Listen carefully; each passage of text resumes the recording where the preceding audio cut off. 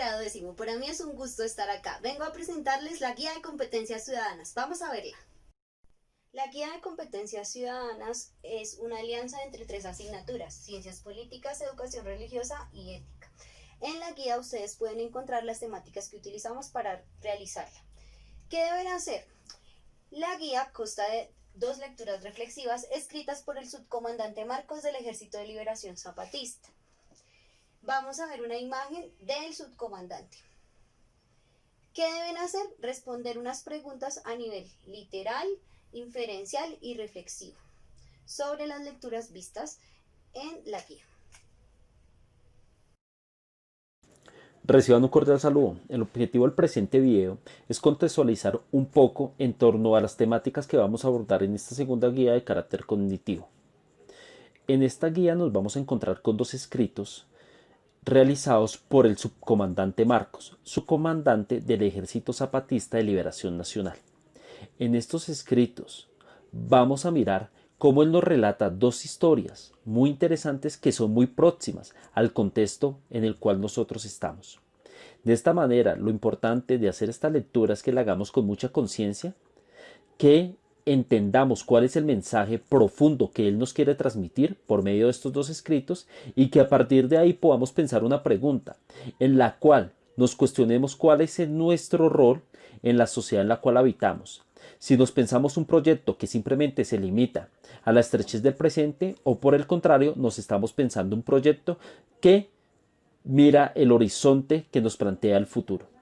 Esa es la invitación a que leamos con paciencia, que leamos de una forma juiciosa, con conciencia, que entendamos el mensaje poderoso y profundo que nos quieren transmitir cada una de estas lecturas y que podamos contestar la pregunta haciéndonos un cuestionamiento personal. Esa es la invitación. Creo que las lecturas son muy claras y tienen un mensaje muy contundente para cada uno de ustedes. Entonces simplemente abordemos la lectura y tratemos de contestar las preguntas de la mejor forma posible. Buenos días, estudiantes de grado décimo. Aquí su profesor Henry, que los extraña mucho. Muchos saludos, mucha fuerza en este tiempo de pandemia, ¿no? El colegio, los hermanos, los profesores, todos estamos con ustedes en este tiempo, ¿no? No se olviden de eso. Igual estamos por el Facebook del colegio, también está el correo. Si tienen alguna inquietud, pregunta, lo pueden hacer. La intención de este video corto no es profundizar un poco en la guía que les ha llegado, ¿no? La guía cognitiva 2. La idea de esta guía, como ya se dieron cuenta, entonces es hacer una especie de unión entre varias materias o áreas del saber y poderles a ustedes facilitar el tiempo, no tener tantas guías y poder realmente optimizar tiempo, actividad, etc. Entonces en esta guía, que me parece a mí súper interesante, se les está proponiendo una lectura que se llama Los de Después si Entendimos, como ya les habrá dicho Jenny Clark, y luego de esa lectura hay unas preguntas allí, ¿no? Las primeras preguntas son literales, ¿no? Me parece a mí súper sencillo que ustedes realmente, el mismo texto les va dando la respuesta, ¿no? La idea es que ustedes descubran cuál es el mensaje de fondo del texto, ¿no? Este texto me parece a mí interesante desde el área del aire, porque de alguna forma plantea cómo muchas veces las acciones del pasado sí, le dan sentido al presente, ¿no? Y se parece mucho en ese sentido las experiencias religiosas, ¿no? Que nacieron también como un fruto de una experiencia, de una comunidad, de un hombre, ¿no? Que apostaron por unos valores, unos ideales, ¿no? Desde Dios o desde la divinidad, desde las deidades, ¿no?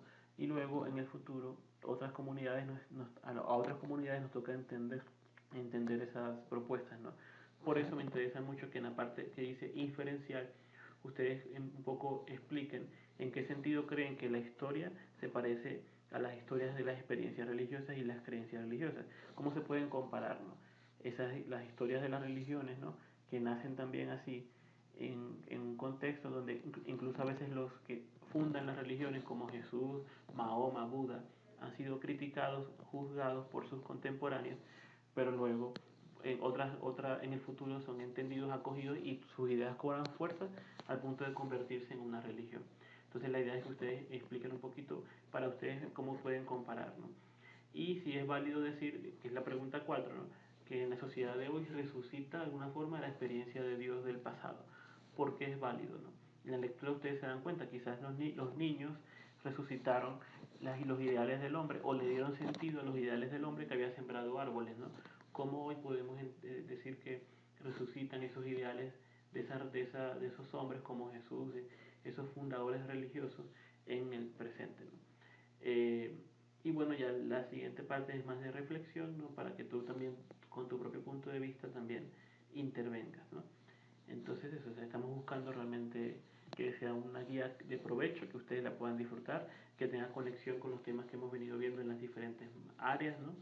En mi caso me parece a mí muy pertinente porque hemos venido profundizando en la espiritualidad y la relación que tiene la sociedad con la divinidad o con Dios, ¿no? Entonces me parece a mí que esta lectura puede ser la excusa perfecta para leer un texto que no es religioso, pero comparándolo con la propia experiencia religiosa. Muchas gracias. Bueno, chicos, en lo que corresponde al componente de ciencias sociales de grado 10º, vamos a hablar un poco sobre la Guerra Fría y sobre sus implicaciones para el mundo contemporáneo. Pero bueno, primero, miremos cuál sería la definición de Guerra Fría. La Guerra Fría es un conflicto no bélico entre dos superpotencias, las dos superpotencias que tenemos acá en nuestra imagen, la superpotencia de Estados Unidos y la superpotencia de la Unión Soviética, más adelante llamada Rusia. Pero pensemos, a primera vista podría ser una guerra fría alta, que fuera pensada a bajas temperaturas, que hubiera sido una guerra que se hubiera dado a bajas temperaturas, pero realmente no fue así. También podríamos pensar que no fue una guerra, fue simplemente un enfrentamiento hostil o una declaración directa, así como lo podemos ver en nuestra pantalla, es una declaración directa de guerra, pero pues ninguno de los dos comienzan, sino están esperando a que alguno de los dos ataque. Vamos a ver entonces también dentro de nuestro concepto de Guerra Fría, algo que fue muy importante antes de 1945, que fue a este señor que se llama Adolfo Hitler, y pues para ellos era el enemigo común. Hay una sabia frase que dice que el enemigo de mi enemigo es mi amigo.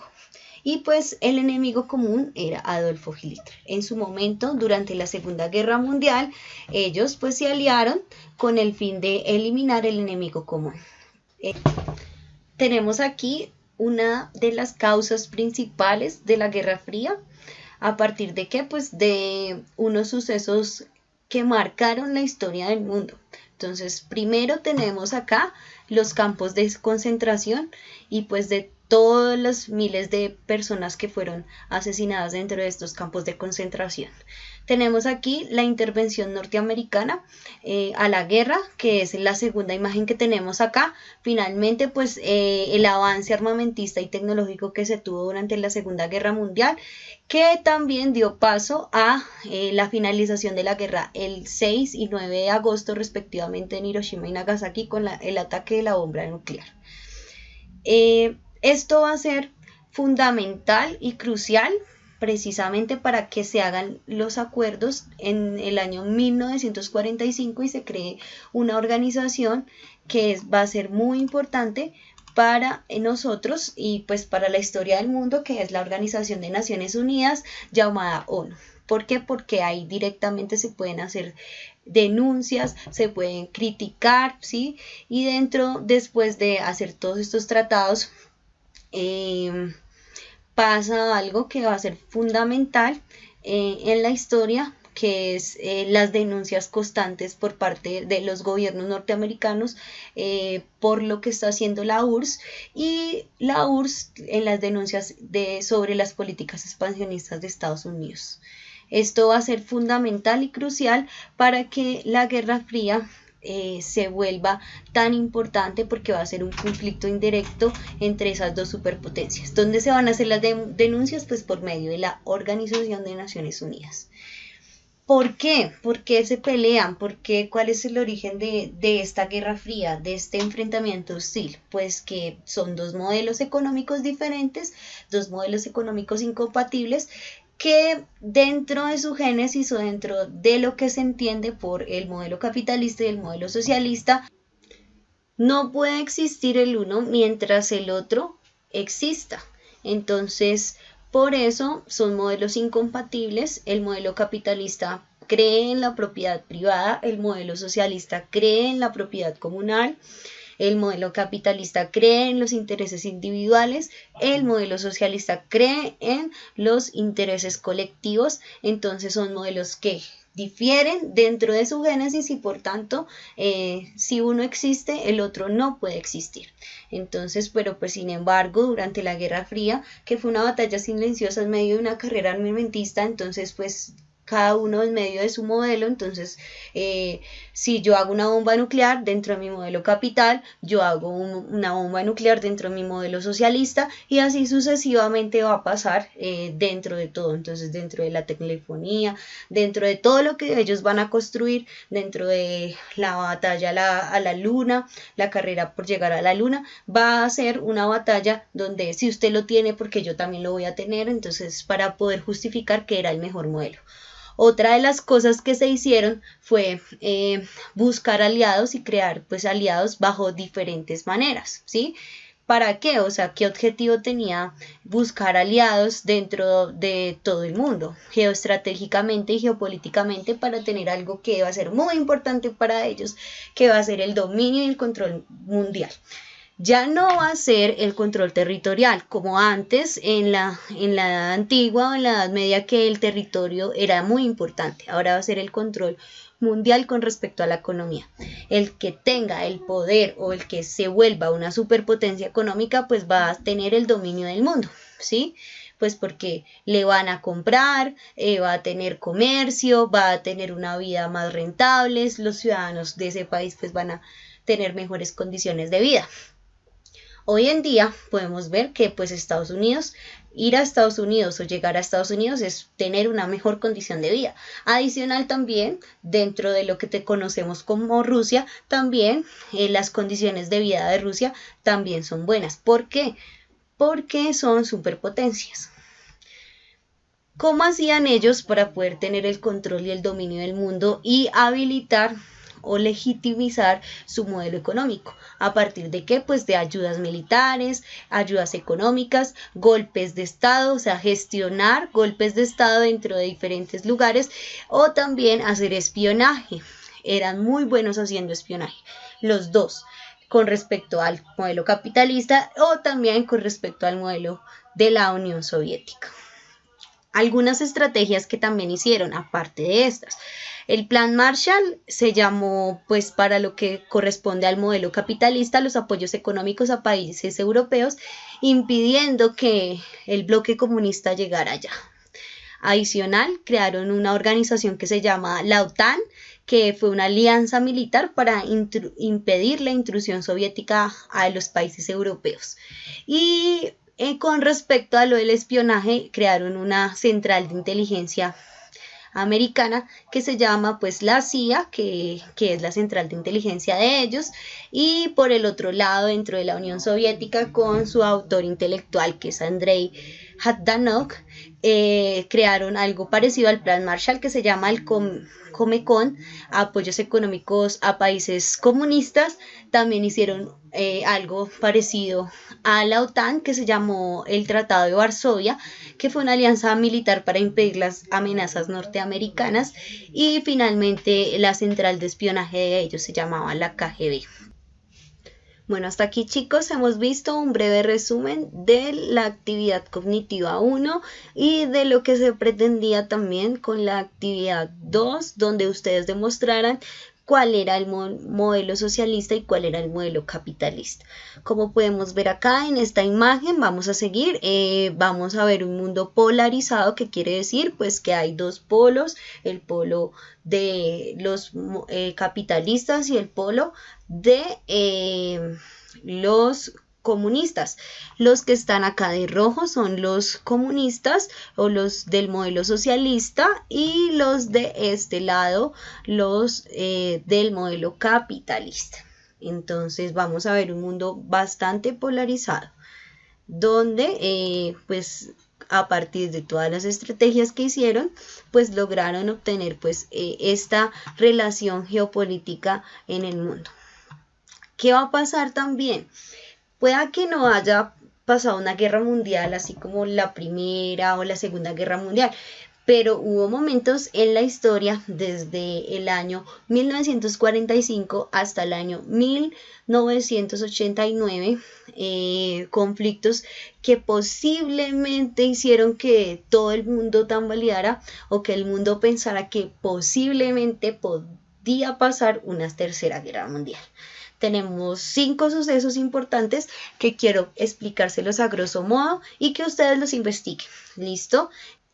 El primer y segundo conflicto se va a gestar alrededor de Alemania, donde va a estar dividida en un bloque socialista y en un bloque capitalista. Respectivamente, pues el Alemania occidental va a ser capitalista, Alemania oriental va a ser socialista. Para su división van a crear un muro que va a ser un muro bastante importante, que le vamos a llamar pues el muro de Berlín, que es la división más grande ideológica que pues en representación tenemos ahí. Tenemos también a partir de los sucesos de la Revolución Cubana que se vuelve socialista y pues que con la intervención de la Unión Soviética les generan armamento y pues que en cualquier momento si Estados Unidos les declara la guerra pues pueden atacar, porque pues Rusia pues queda bastante lejos, pero Cuba queda muy cerca a Estados Unidos. Por eso gran parte de todo lo que hizo del bloqueo económico que hizo Estados Unidos con respecto a Cuba fue debido a esta crisis de los misiles. También tenemos la crisis o la guerra de Corea entre Corea del Norte y Corea del Sur, por la instauración también del modelo capitalista o la del modelo socialista. También tenemos la guerra de Vietnam, que se acaba en 1975, donde participa Estados Unidos y pierde y gana el modelo socialista en Vietnam.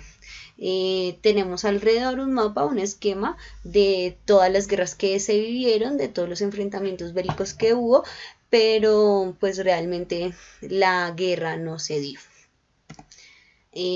Algunos avances positivos que tuvo esta Guerra Fría pues fue la generación de cohetes, el viaje a la Luna.